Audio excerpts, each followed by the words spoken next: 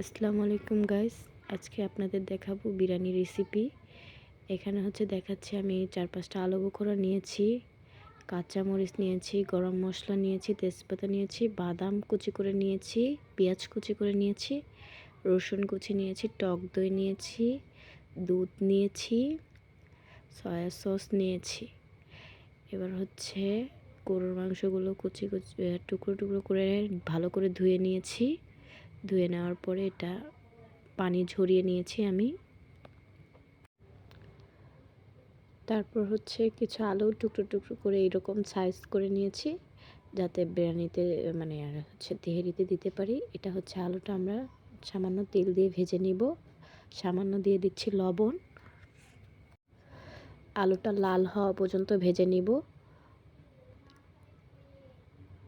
2 minute ভেজে নিব। তারপর এই যেরকম ব্রাউন কালার হয়ে আসলে তারপর একটা প্লেটে উঠিয়ে নিব। সবগুলো আমি সুন্দর করে আলু উঠিয়ে নিচ্ছি।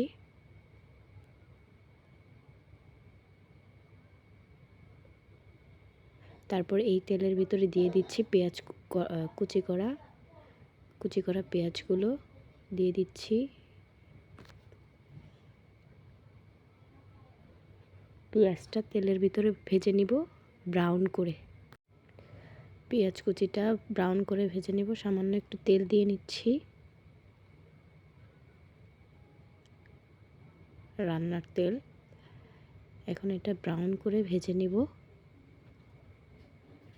এরকম ব্রাউন হয়ে আসলে, মচমচে হয়ে আসলে আলাদা প্লেটে উঠিয়ে নিব।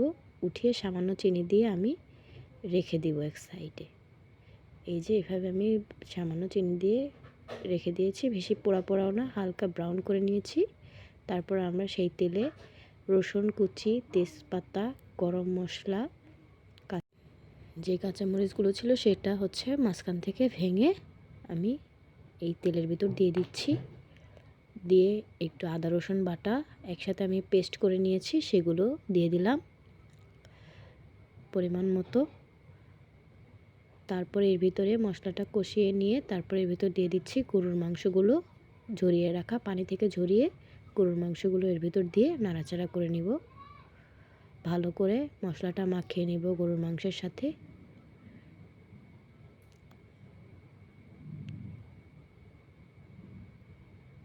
তারপর দিয়ে দিচ্ছি হালকা মরিচের গুঁড়ো, যে যেভাবে ঝাল পছন্দ করেন সেভাবে দিয়ে নেবেন।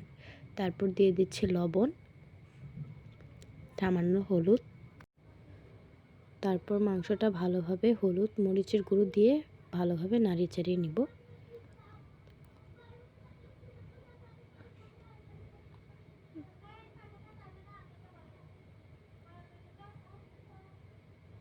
এই পর্যায়ে দিয়ে দিচ্ছি বিরিয়ানির মশলাটা, অর্ধেকটুকু এখন দিয়ে দিচ্ছি। হাফ মশলাটুকু দিয়ে আবার ভালোভাবে মাংসটা মিশিয়ে নিব। মিশিয়ে এটা কষাতে দিয়ে দিব। কষানো হয়ে গেলে এভাবে বারবার নেড়ে চেড়ে দিব, যাতে মশলাটা সম্পূর্ণভাবে ঢোকে। তারপর এভাবে একটা ঢাকনা দিয়ে ঢেকে দেব। পাশে একটি চুলায় আমি গরম পানি বসিয়ে দিয়েছি।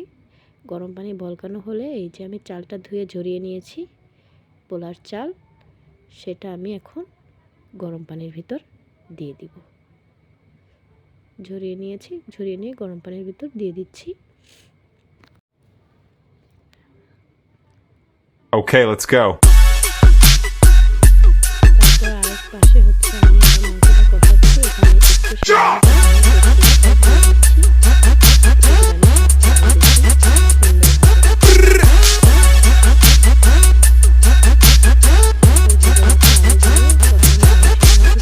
ছেড়ে নিব। ভালোভাবে নেড়ে চেড়ে আবার ঢাকনা দিয়ে ঢেকে দিব। সাইডে পোলাওটা হয়ে গেছে, এখন পানিটা ছড়িয়ে নিব। পানিটা ঝরিয়ে আরেকটি কড়াই বসিয়ে দিয়েছি। সেই কড়াইতে রান্নার তেল দিয়ে দিব কিছুটা।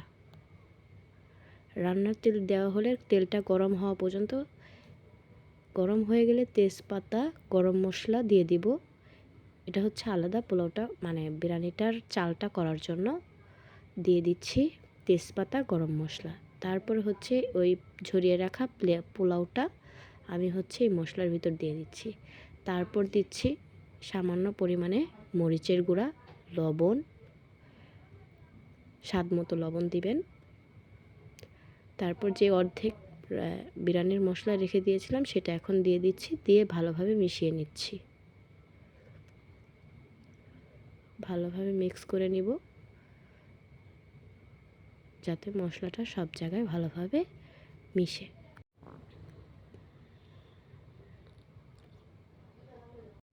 ভালো করে মিক্স করে নিব যাতে সব জায়গায় মশলাটা ভালোভাবে মিক্স হয়ে যায়, কোথাও সাদা ভাবটা না থাকে, লালচে ভাবটা চলে আসে। তারপর সামান্য পরিমাণে সয়া সস দিয়ে নিছি। তারপর সয়া সসটা ভালোভাবে মিক্স করে নিব। দেখুন গরম ধোয়া উঠতেছে, এখানে তারপর যে সাইডে রাখা টক দইটা এখন এই সময় দিয়ে দিব।